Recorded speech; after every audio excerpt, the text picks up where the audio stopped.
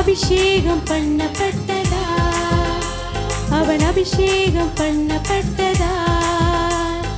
அடிமையான யோசேப்பும் அதிபதியாய் மாறினார், அபிஷேகம் பண்ணப்பட்டதா, அவர் அபிஷேகம் பண்ணப்பட்டதா. அபிஷேகிக்கப்பட்ட சந்ததி மேலே மேலே உயர்ந்திருப்பாரே, அபிஷேகம் பெற்று கொண்ட சந்ததி பரலோக வாழ்ந்திருப்பாரே. அபிஷேகிக்கப்பட்ட சந்ததி மேலே மேலே உயர்ந்திருப்பாரே, அபிஷேகம் பெற்று கொண்ட சந்ததி